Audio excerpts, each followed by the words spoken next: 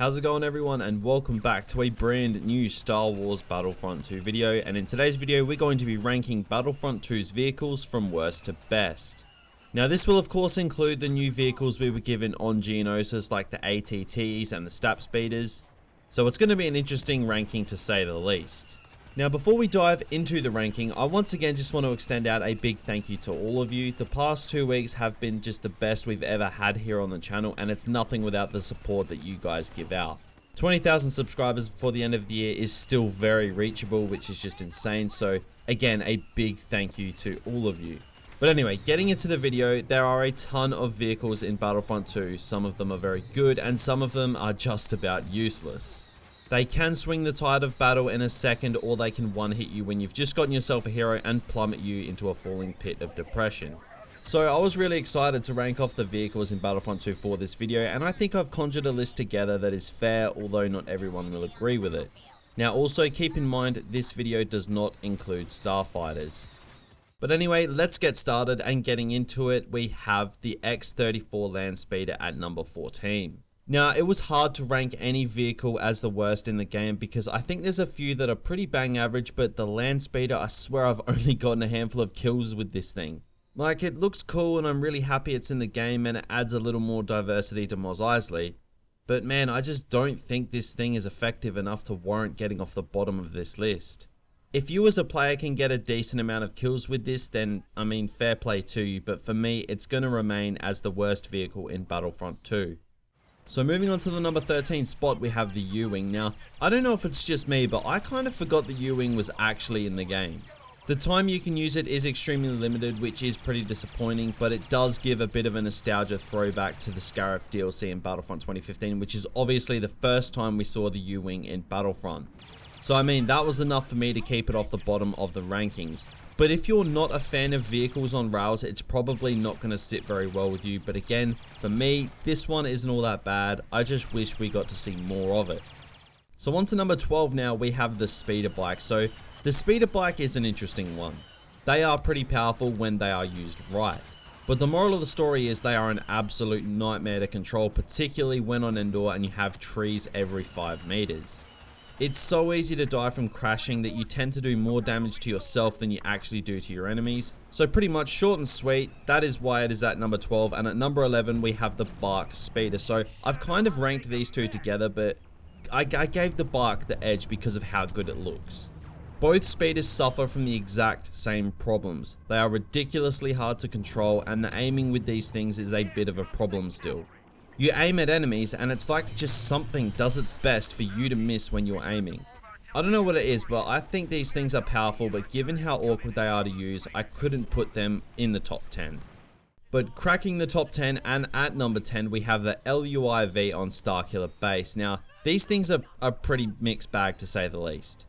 They can be good and you can get a ton of kills with them, but they are extremely weak and can be taken out by a single determined trooper. Because you can run people over with them though, it makes them pretty easy to get some quick kills with. They're of course only available in the first phase, and they suffer from the same thing the Ewing does. You can barely use them. You need to be on the right map in the right phase, and it's a little frustrating. I would like to see more of these bad boys on other maps, but I guess for now and logically, we'll have to settle with them for the first phase on Starkiller Base. Now, on to number 10 we have the MTT. So the MTT, this thing is powerful, but it is just so limited to what you can do with it. Now I can forgive that, as the MTT is basically the main objective in Clone Wars maps except for Camino, but you can just about one-shot standard troopers with it. Its output damage is really good, and you of course will rarely ever die when you're inside it, hence it's got the timeout option. But I always come back to the fact that this thing is just so limited with what you can do with it. I swear the MTTs were more powerful around the launch of Battlefront 2, but right now they are very good, but at the same time they are just very, very limited. So number 8 now means the AT-AT. Now I loved the AT-ATs in Battlefront 2015 and they were good fun and you could get some serious kills with them. But this time round in Battlefront 2 they just aren't as good. The abilities don't work half the time, and there's been some pretty bad battle point exploitation methods with the AT-AT so far. But when the abilities are working and you're in the AT-AT at the right time, you can still mount up some serious amounts of kills, and the orbital strike can turn the tide of galactic assault. You can clear out areas of the map very easily, and like they should be powerful, but there's always been problems with the abilities not working properly, although it's not as common or as bad as it used to be. So on to number 7 now, and we have the LAAT. Now another vehicle on rails. Vehicles on rails are pretty disappointing in my opinion, with one exception. However, the LAAT is not that exception. The LAAT used to be a battle point making machine, but that was nerfed pretty hard and it brought them back to just down to a mediocre level. Now they are still good, and provided you've got some damn good eyesight and are patient with the on-rails system, these things can be very good to use. And you can rack up kills and take out other vehicles effectively well, but on Kashyyyk especially, the on-rails system takes the fun out of the LAATs. It takes you to the other side of the map where there's literally no enemies and you have to wait 10 to 20 seconds before you can actually try and kill anyone as it circles back around. And for me, that's a real killer for the LAAT. So on to number 6 now, and we have the STAP speeders. Now, I love these things, however, I do have a problem with them still. Much the same as the speeder bikes, they are frustrating to control, although they aren't as bad. The crosshairs sit too high for you to actually kill people quickly up close without giving yourself a stroke, because you can't aim at someone who's 2 feet in front of you. But apart from that, the damage output on the STAPs is great and they look amazing. And of course, seeing them breeze across the map is a great sight to see, and I'm very glad that STAPs were brought into the game, as they definitely deserve to be there. So on to the top 5 now, and we have the ski speeders on crate. Now I've got to say this right now, I think they absolutely nailed the look, feel and gameplay of the ski speeders. I really don't have many bad words to say about the ski speeders. When you're zipping across the salt plains of crate in these things, the game looks flawless. You can rack up a lot of kills with them, as their controls and aiming are very good without being too easy. And you of course can run people over with them, again without it being too easy to do so. And of course the battle point exploit that there used to be for playing the objective in the first phase, it's not there anymore. But still, the ski speeders are fantastic and a ton of fun to use. Now, on to number 4, we have the ATRT. So the ATRTs are very good and are very common vehicles for players to choose. You can outlay the damage with them that can end heroes, but you're still vulnerable, so it's got a really good amount of balance to it. They can feel a tiny bit stiff to control at times, but they are still a lot of fun to use, and it doesn't detract you from the experience.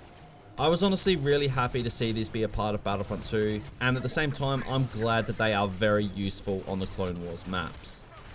But now into the top 3, and at number 3 we have the AATs. So these things are damn powerful. There's nothing more annoying than having a hero on maps like Kashyyyk and these things just follow you around and ruin your day.